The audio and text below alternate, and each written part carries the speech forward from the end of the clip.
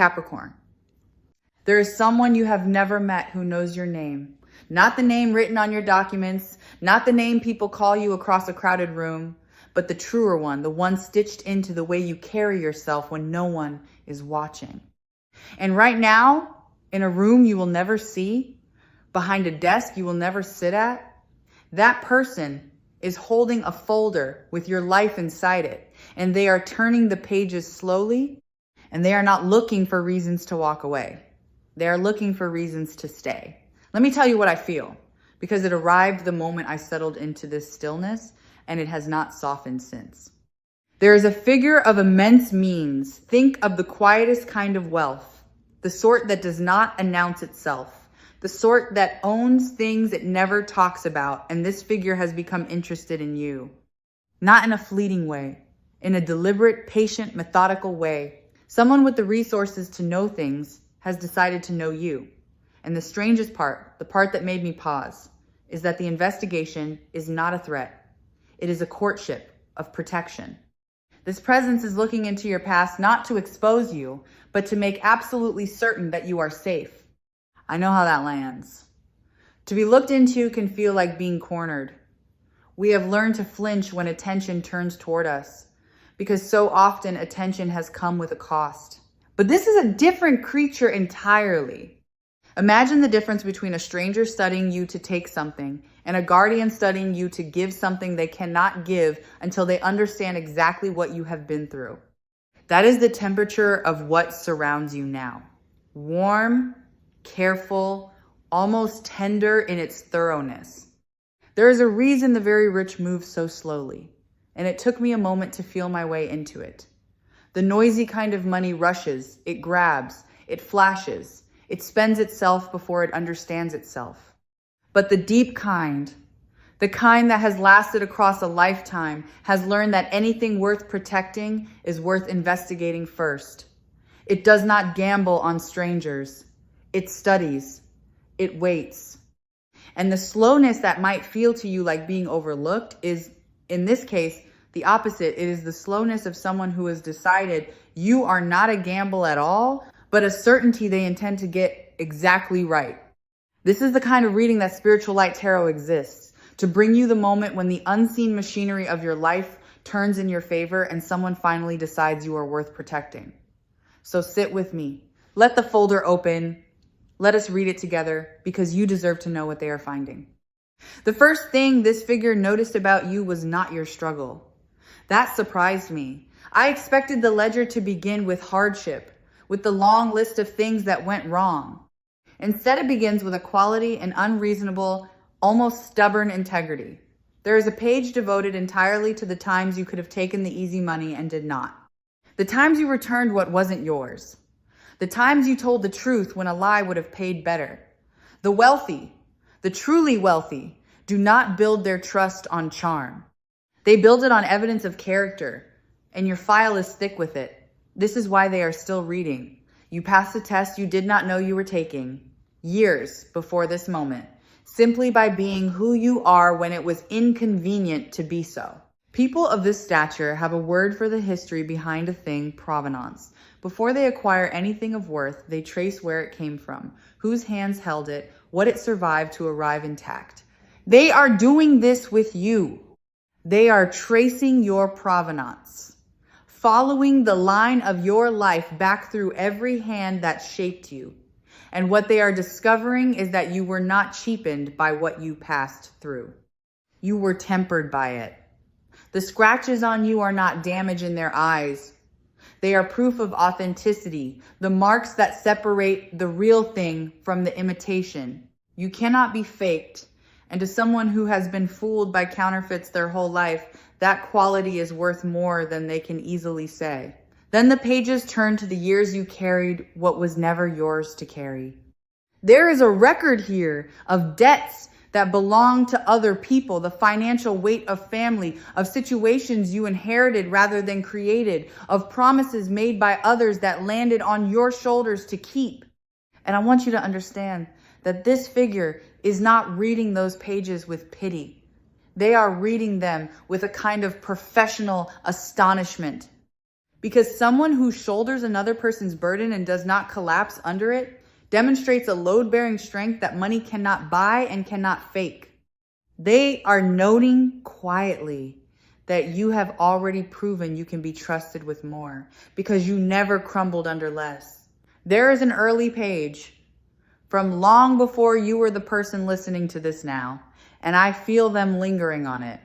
It is the page where you first met lack, where you first understood, as a child understands, that there was not always enough, that wanting had to be rationed, that some doors were labeled not for you. Most people spend their whole lives running from that page, pretending it does not exist. But the figure reading your file treats it with great gentleness because they understand that the earliest wound around money is the one that shaped every choice after it. And they are not there to reopen it. They are there because they have the means to finally close it, to reach the frightened part of you that never stopped bracing, and to tell it at long last that the rationing is over. There is an accounting being done of your generosity. And this is where I feel the energy shift into something almost protective. Every time you gave when you had little, it was recorded. Not the grand gestures, the small ones. The meal you covered when your own account was thin. The help you extended that no one thanked you for. The times you chose someone else's ease over your own comfort. In the ordinary world, these acts vanish, unremembered, unrewarded. But in this folder, they are tallied with precision. And the total is staggering. And the figure holding it has begun to understand something that you may have forgotten.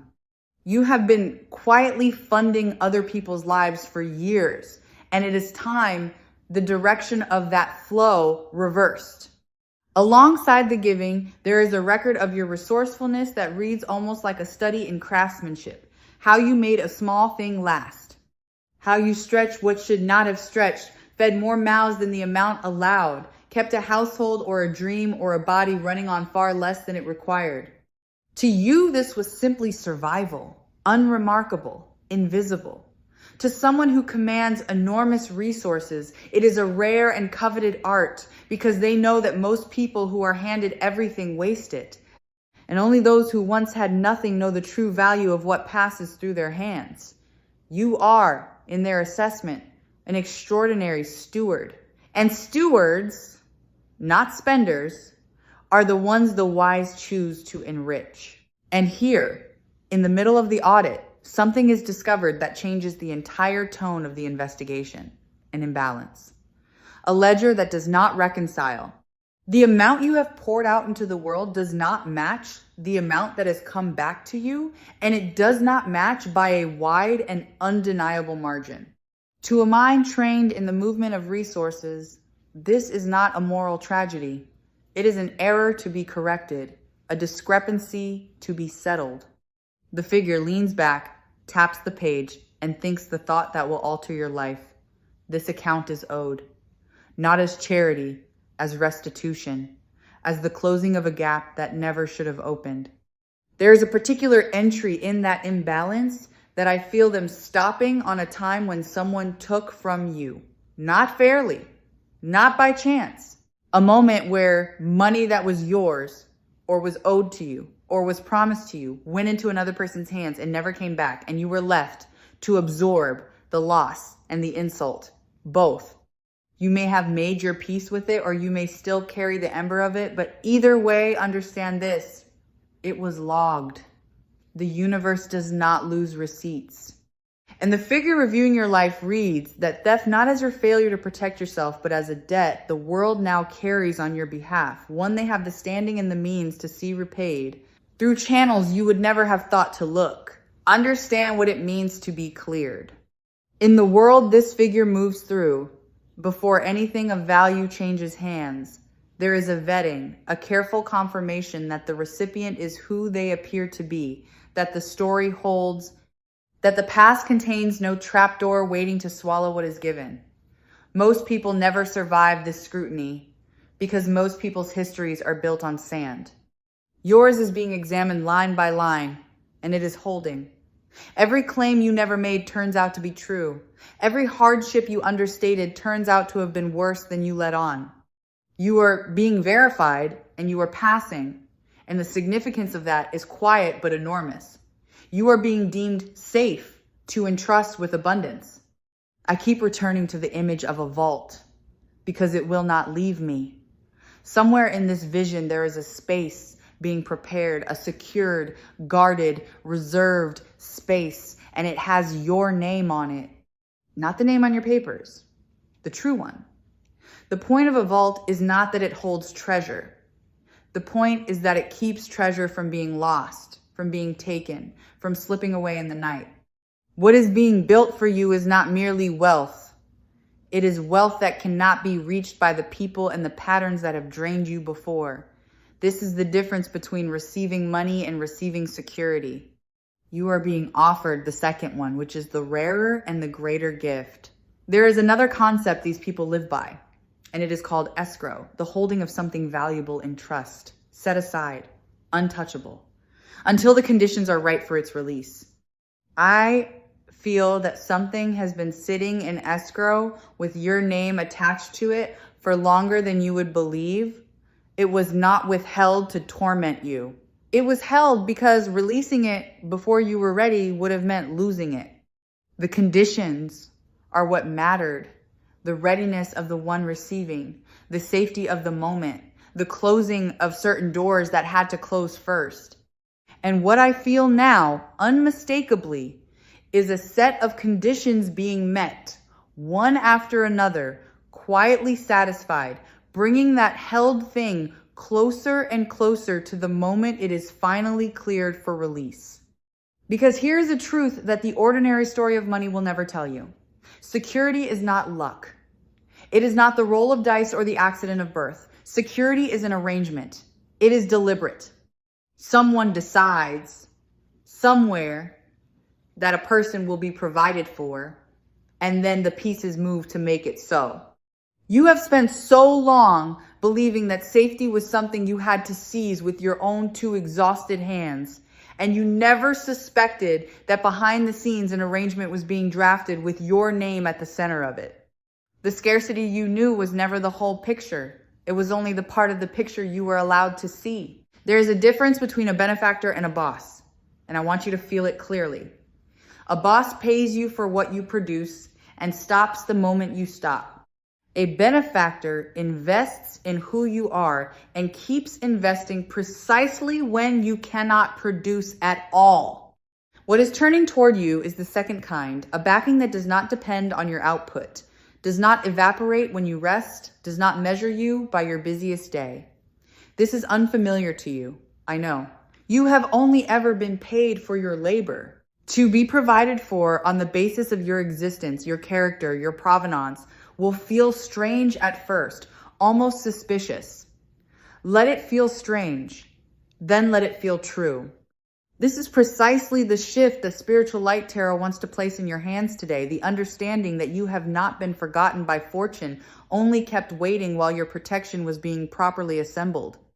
An assembly takes time. A fortress is not built in a night. The very slowness that felt like abandonment was the sound of foundations being poured. Now the investigation reaches a page that made me go still, because it is the page where they found the moment you almost let go. There was a season, the one when you decided somewhere beneath your words that abundance was simply not written into your story, that safety was for other people, that the door of real financial ease had been shut and bolted and the key thrown into the sea. This figure found that page, and I felt them slow down as they read it, because they recognized that moment. They have seen it in every file worth protecting. The ones who nearly gave up on being provided for are almost always the ones who most deserve to be. Their surrender was never weakness. It was the exhaustion of someone who had been strong for too long with too little help. I feel that this near surrender happened in the dark, most likely at night, in the hours when the arithmetic of survival will not let a tired mind sleep. That is where scarcity does its worst work. Not in the daylight where you are competent and moving, but in the small hours where the numbers circle and the future narrows to a single cold question of whether there will be enough. The figure investigating you has read those nights. And what strikes them is not that you despaired, but that you got up the next morning anyway and did what needed doing. That is the quality they are protecting, not the absence of fear, the refusal to be governed by it. And as they trace backward through your history, a pattern surfaces that you were never positioned to see. The things that fell through, the opportunities that dissolved at the last moment, the money that came close and then evaporated. From where you stood, these looked like failures, like proof that you were somehow marked for lack. But from the height at which this figure reads your life, they resolve into something else entirely, a series of protections. Each near miss removed you from a path that would have cost you more than it gave. You were not being denied, you were being steered. The blessings you were spared from receiving were disguised, and you have been grieving losses that were, in truth, rescues. There was a door closed for you once, and you have never stopped resenting it. A door that led to money, or to a position, or to a stability you were sure you needed. It shut in your face, and you took the shutting personally as a verdict on your worth. Let me offer you what the folder reveals. That door was closed by the same hand now preparing your vault. Not to punish you, to keep you available. Because had you walked through it, you would have been bound to something that would have owned you, and the arrangement being made now, the one that actually protects you, required you to be free. You were not rejected. You were reserved. I want to reframe the whole shape of the scarcity you lived through, because this figure has already reframed it, and their reading is more generous than yours. What you experience as deprivation, they read as training. Every lean season taught you to distinguish need from want. Every empty account taught you the true weight of a single coin. Every time you stretched a little into a lot, you were unknowingly developing the one skill that the wealthy fear most is missing in the people they help, the wisdom to hold resources without being destroyed by them. Sudden fortune ruins people who never learned that lesson. You learned it in the hardest classroom there is, and it means that what is coming will not unmake you. You are ready in a way that ease could never have made you. Think of a long planting season, because that is what your life has been, and it is nearly over. There is a stretch of time in every abundant harvest where nothing above the ground suggests that anything is happening. The labor goes in, the seed goes down, the days pass, and the field looks as bare as it did before. To the impatient eye, it looks like failure. To the farmer, it looks like exactly the middle of the process. Everything you have poured into the ground of your life, the effort, the giving, the enduring, did not vanish. It went down where you could not see it, to do the slow work that precedes every harvest. And what the figure investigating you sees from their vantage is a field about to break the surface all at once. And notice this, because it matters. Provision, when it finally arrives, almost never comes from the direction you are staring at. You have been watching one door, waiting for one source, refreshing one possibility, and meanwhile, the true channel is being opened somewhere off to the side through a hand you have not yet shaken. The figure investigating you does not intend to arrive announced. Their kind rarely does. Help of this magnitude tends to come dressed as coincidence, an introduction that seemed random, a conversation that seemed idle, a small, unexpected kindness that turns out to be the first thread of a rope being lowered to you. Watch the edges of your life. That is where the door is quietly opening. There is a word being spoken about you in rooms you will never enter, and it is not a word of judgment. It is a word of recommendation. This is how real security has always moved, not through applications and pleading, but through someone of standing quietly vouching for someone else, saying in effect, this one is sound. This one can be trusted. Extend to this one what you would not extend to a stranger. You have never had a sponsor like that. Someone whose word opens what your own effort could not. You are getting one now. And the introductions that begin to reach you, the ease that begins to appear where there was resistance, are the downstream effect of your name being spoken well in a room whose door you have never touched. There is a belief buried in you that I need to loosen, because it will get in the way of what wants to reach you.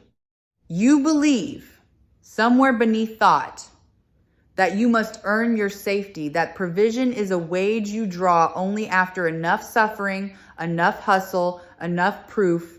This figure is dismantling that belief in real time, and their reasoning is simple and devastating. You have already earned it. The suffering is already logged. The proof is already filed. There is nothing left to prove, no further toll to pay, no additional exhaustion required. The account has been examined and found not merely worthy, but overdue. Every extra hour you spend trying to deserve what is already yours is an hour spent guarding a door that has already been unlocked. Let me tell you what else the folder contains, because it is not all future. There is an inventory being taken of the wealth you already hold and have never valued. The people who would show up for you if you called. The skill in your hands that others would pay dearly for. The resilience that functions like a savings account no crisis can fully drain. This figure catalogs these first before any transfer is arranged because they know something the anxious mind forgets in the grip of scarcity. You were never as poor as your fear insisted. You have been standing in a partly furnished room in the dark, certain it was empty, and the investigation has turned on the light. There is a forgiveness written into the closing of this account, and it works in both directions. The world is being asked to release to you what it withheld. That is one direction. But the other direction matters just as much, and it concerns a grudge you have carried around, a loss of money or a loss of trust that cost you dearly. As long as your hand is closed around that old debt, clenched tight in resentment, it cannot open to receive what is coming. The figure reading your file sees the grudge and does not judge it. They simply note, with the practicality of the very rich, that a closed hand cannot be filled. And I feel that as the settlement approaches, a door opens in you too, a willingness finally to set that old weight down. Not because the wrong didn't matter, but because you are ready to be free of carrying it. And so a settlement takes shape. Not a windfall in the vulgar sense, not a chaotic flood that arrives and vanishes, but a settlement, a resolution, a squaring of accounts, a restoration of what the years quietly took. Settlements have a particular texture. They feel less like winning and more like justice. Less like a shock and more like an exhale you have been holding for longer than you knew. When it reaches you, and it is reaching you, it will not feel foreign. It will feel like something being returned that was always meant to be yours, arriving at last through the long, patient work of a benefactor who refused to hand it over until they were certain it would land in safe hands, which turned out to be your own. Feel for a moment the weight that is preparing to lift. There is a specific heaviness that comes from carrying your survival alone, the low, constant hum beneath every decision, the arithmetic that never stops running in the back of the mind, the way even rest is taxed by the awareness that no one is coming. That weight is being addressed directly, not ignored, not spiritually bypassed. Addressed at its root by the arrival of a genuine backing, the knowledge that there is now someone with the means and the will to see that you do not fall. You may not feel it fully yet, but the machinery has begun to move and the hum is about to change its pitch. Notice where your body has been holding all of this, because it has been holding it somewhere. Scarcity does not live only in the mind. It lives in the shoulders that never fully drop, the jaw that sets itself against the day, the breath that stays shallow so as not to relax into a safety it does not trust. Your body has been standing guard over threat for so long that it has forgotten there is any other way to stand. And I feel that as this protection settles into place, the body will be the last to believe it, and then one day, suddenly, the first a breath that goes all the way down without asking permission, a set of shoulders that finally understand the watch is over. You might be waiting for the catch, because everything generous has always come with one. So let me tell you plainly what this figure asks of you in return, because I have looked for the clause and there is only one, and it is not what you fear. They ask that you receive. That is the entire condition. Not that you repay, not that you grovel, not that you contort yourself into gratitude so heavy it becomes a new debt. Simply that you allow it. The truly wealthy are not impoverished by giving to you. It costs them nothing they will miss. What they want in exchange is the rarest thing, the sight of someone deserving finally, gracefully allowing themselves to be provided for without flinching, without apologizing, without insisting they are fine, which means you are permitted to stop now, to set down the second effort you took on, not from ambition, but from terror, to loosen the grip on the coins you have been clutching as though letting go of one would collapse the whole tower. The overworking, the oversaving out of fear, the reflexive refusal of every small pleasure, these were survival strategies for a version of your life that is ending. You do not have to fight for the shore anymore. The current has turned, and it is carrying you in. Fighting it now only tires you against a tide that has already decided to be kind. There is a role waiting for you on the other side of this, and it is worth naming because it will give the whole arrangement its meaning. You are not being made secure so that you can hoard in a corner and finally be still. You are being made secure so that you can become, in time, what this figure has been to you. A source of steadiness for others. A hand that reaches down the same rope that was lowered to you. The wealthy who understand their power know that provision is meant to move, to pass from steward to steward, and they are choosing you in part because your whole history proves you will not let it stop with you. The security coming towards you is also quietly a commissioning. You are being trusted to become a giver of a larger kind. There is a protection folded inside the gift that you would never have thought to ask for, and it moves me that they thought of it. Knowing your history of giving everything away, of emptying your own pockets to fill someone else's, this figure has built a safeguard against your own generosity into the arrangement itself. What comes to you is being structured so that it cannot be siphoned off by the people who have leaned on you before, so that your open heart cannot be used against you one more time. You will still be free to give, but from overflow now. Not from your foundations. They are not only protecting you from the world, they are gently protecting you from the oldest pattern in your own kind hands. I feel a document being finalized, and I want to describe the moment because it is closer than it seems. There is a page that has been waiting for a signature, the last confirmation, the authorization that turns intention into transfer. For a long time, it sat unsigned. Not out of doubt, but out of care, because everything had to be verified first, every condition met, every risk to you removed. What I feel now is a hand reaching for the pen. The hesitation is over. The verifying is done. And when a decision of this magnitude finally moves from consideration into commitment, the effects begin to reach the ordinary world almost immediately, in ways that will surprise you with their timing. Here is something that may unsettle you before it comforts you. This figure has been near you before, not as a stranger arriving fresh, but as a presence that has already brushed against your life at least once, a kindness from an unexpected source, a help that came at exactly the moment it was needed and then quietly withdrew, a door that someone held open for you without ever explaining why. You may have forgotten it. They have not. The investigation happening now is not a first contact. It is the continuation of a watch that has been kept over you longer than you knew, drawing toward the moment it finally reveals itself in full. And the restoration coming to you is not a flat sum, returned as it was taken. It carries interest, the compounding weight of every year the debt went unpaid, every season you did without while the account sat owing. This is how the wise reckon what is owed. They do not simply return the coin that was lost. They return it grown, because the years of its absence cost you too. So do not brace for something small and grudging.